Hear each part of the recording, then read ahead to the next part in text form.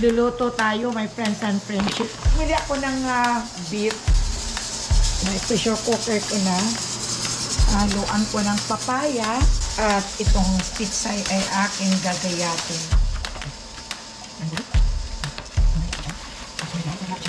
Dami ng aking sabaw at gulay. Ito na to, my friends and friendship.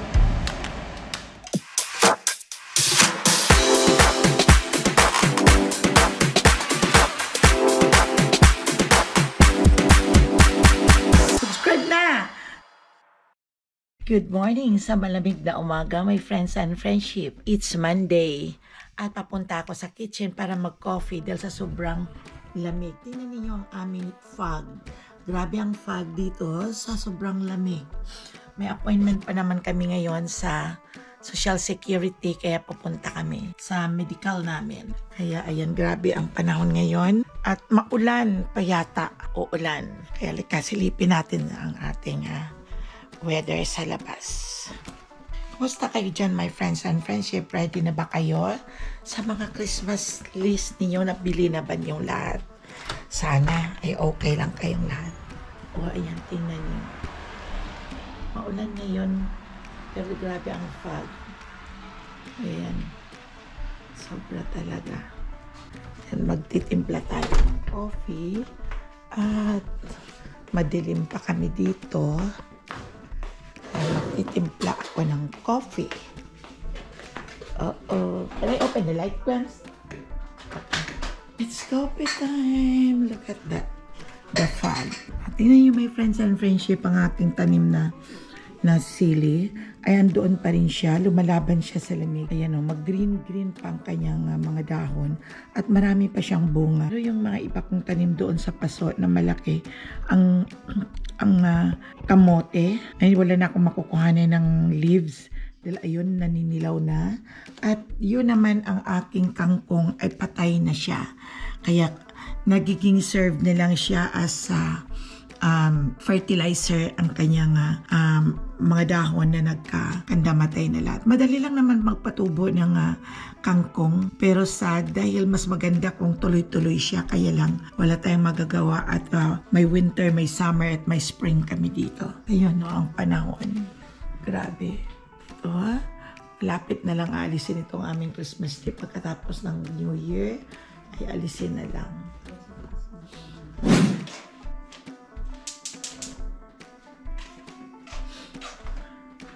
Kahapon ay nakapaglinis ako, wala kahapon sila Zoe at nagpunta sila sa Monterrey, kaya dito nakapaglinis ako. Tingnan nyo, malinis na naman ang aking kalan.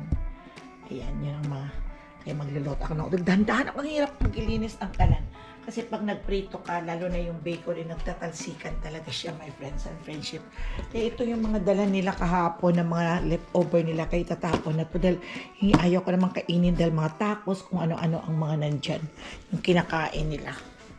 Ayaw ko naman.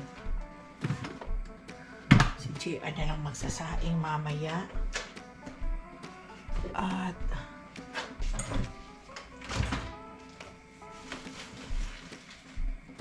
na tumawag ang kanyang nurse ni Papa. May shot pala siya ngayon ng 10 o'clock. Kaya magre-ready na ako, my friends and friendship. Magluluto tayo, my friends and friendship. Kagagaling ko lang sa store. So, nakabili ako ng malagkit. Ito yung malagkit ko nabili. Kasi masyado dikit ito, yung malagkit na malagkit. Bili ako ng mga ingredients sa salad at saka sa pansit. Yun lang ang aming mga simple lang. Kaya bumili ako ng beef. May pressure cooker ko na. Haluan ko ng papaya. At itong pizza ay aking gagayatin na.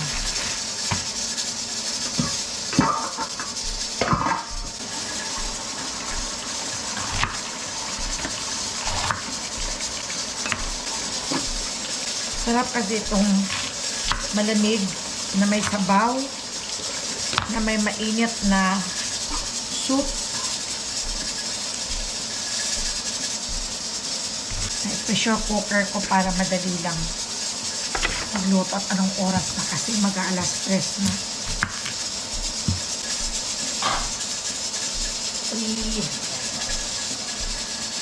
Hinahalo ko na. Napakulo ko ng tubig.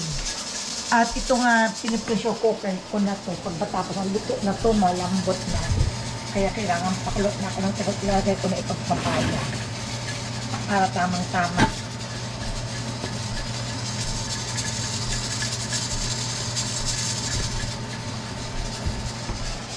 Ay, dagdagan ko pa kasi mas masarap pag marami kasing gulay.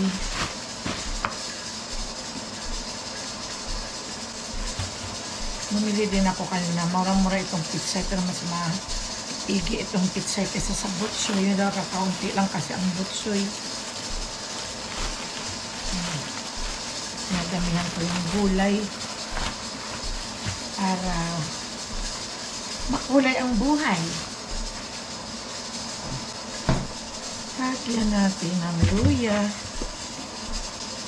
Ang luya namin dito hindi maanghang, pero meron kang mabibili na yung maliit lang siyang katulad talaga sa atin, maanghang siya. Ito ang available kasi hindi ako nakapunta sa Sipway at sa Sipway lang ang meron nun. Daming gulay. Marinate ko dyan. Tapos kung ihalo ko na malapit na siyang maluto.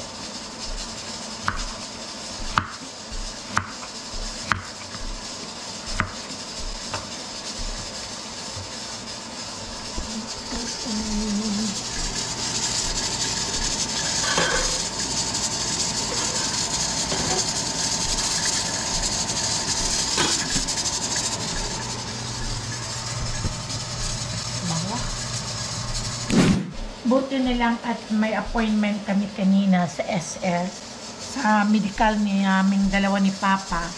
At madali lang kami, kaya nakalabas na kagad kami. Ang haba ng pila, my friends and friendship.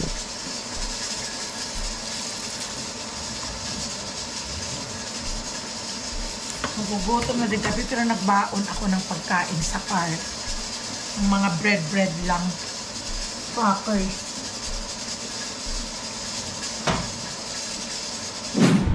So, tapos lang hindi ko masyadong 10 minutes lang dahil minsan durog-durog ng karne.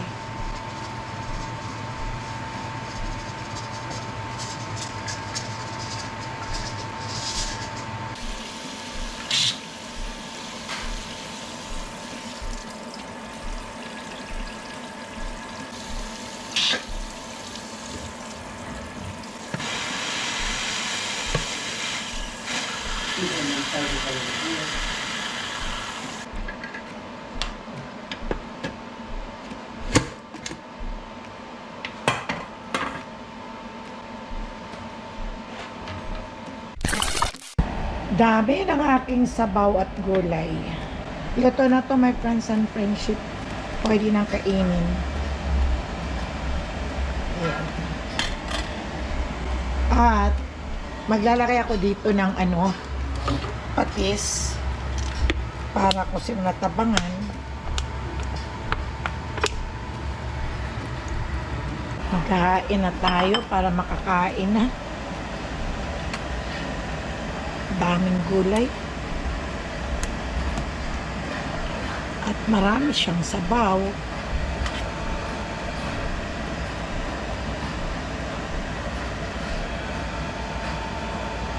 Hinaluan ko lang yung pangbulalo nila. Hinaluan ko ng buto din.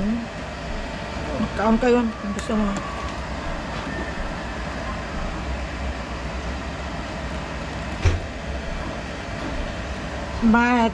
Hindi yan na-wash.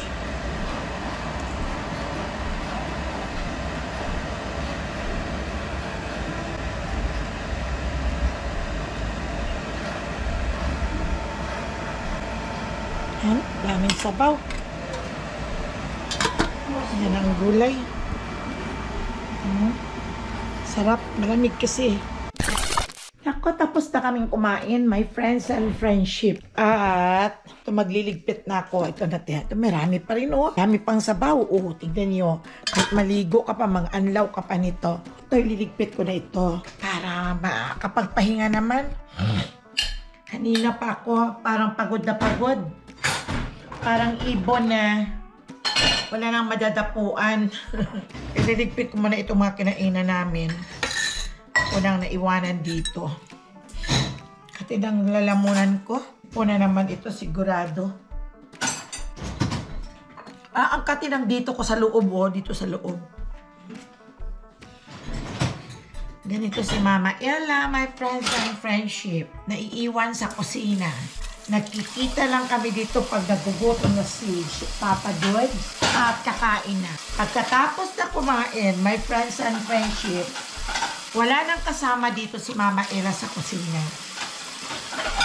Mag-isa na lang si Mama Ella na nagliligpit. Nagkikita lang kami niyan pag kumakain na. Hindi ba ang hirap? Ang saklap mo niya. Talagang ganun ang buhay. Wala ka tayong magagawa. Talagang ganun na nga. Reklamo ka rin. Ay, wala rin eh. Disable ba naman itong kasama ko? Ay, mga January, dami na namang appointment niya. Kaya, alis naman kami. Pero bukas, magre-ready na kami ng aming, ano na ang lulutuin namin. Yung mga platter naman nga binili si Chanel na kumpleto na. Pero gagawa lang ako ng ano bang gagawin ko. Yung macaroni salad. Tapos, magpapansit. At, ano pa ba? Gagawa ako ng suman na malagkit. Yung bang sa Bisaya iibos, yung binabalot ng parang dahon ng nyog. Dito wala kaming dahon ng nyog. Kaya ang aking ibabalot ay dahon ng saging. Nakabili ako ng dahon ng saging. Bukas ko na yung gagawin.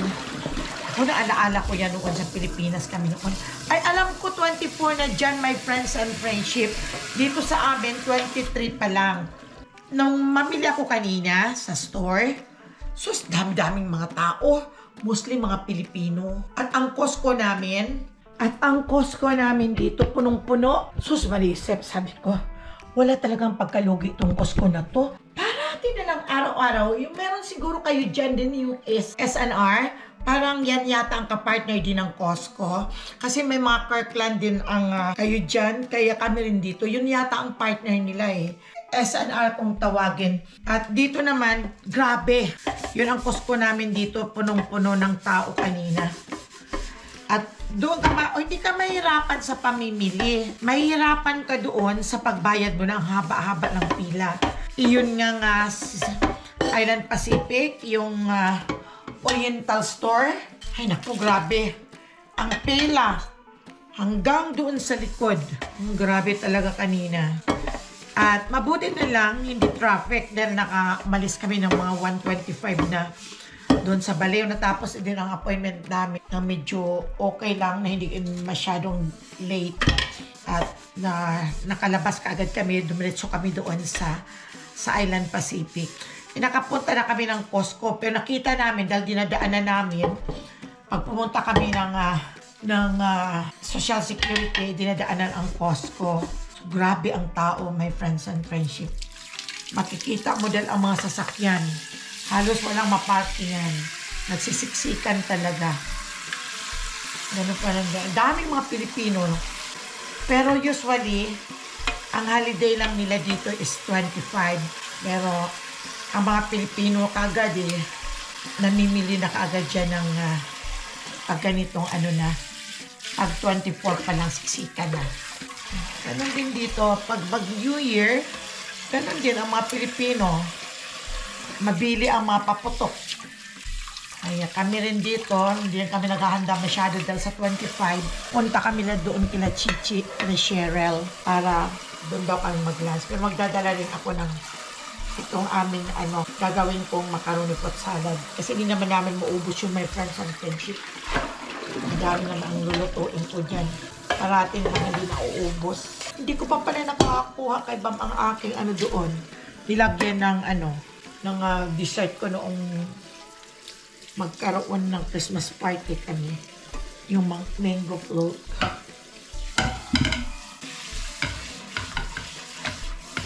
Hindi pa ako nakapaglinis ng aking kuko.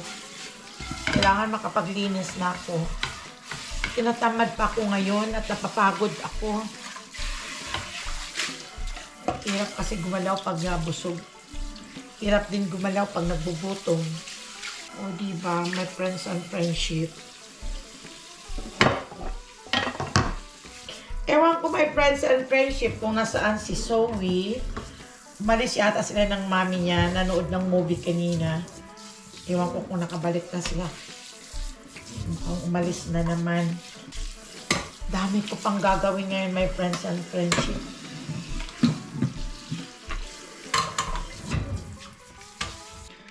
Okay, magdi-dishwash na ako. Hindi kasi ako kanina nakapagligpit dahil maaga pa akong umalis. Kaya, wala rin magliligpit dito. Pag inalisan ko, ano yun din ang babalikan ko. Kaya, liligpitin ko na. At tingnan ninyo, oh. Anong oras pa lang? 5 o'clock. Ang dilim-dilim na, oh. Grabe na ngayon. Nagsisimula na ang ulan. Maulan ngayon at saka bukas. Tingnan mo ang ginaw din. Tigpit ko muna ito, my friends and friendship.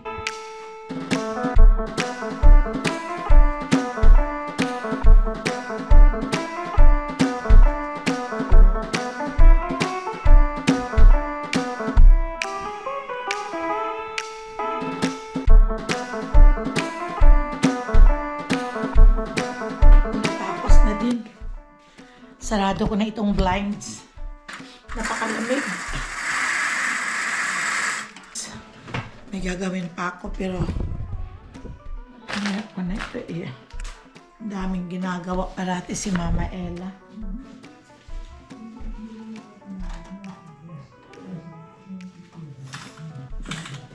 Yan. Wow! Tingnan niyo my friends and friendship mo. Laking regalo. Tingnan mo. Para to kay Cash. Yan. Punta tayo doon sa yung cellphone ko pa pala. Hindi ko pa nakita na check ko muna. Ito ang aming Christmas tree. Walang tao dito. Ako lang mag-isa kayo doon. Nala ako punta sa kwarto.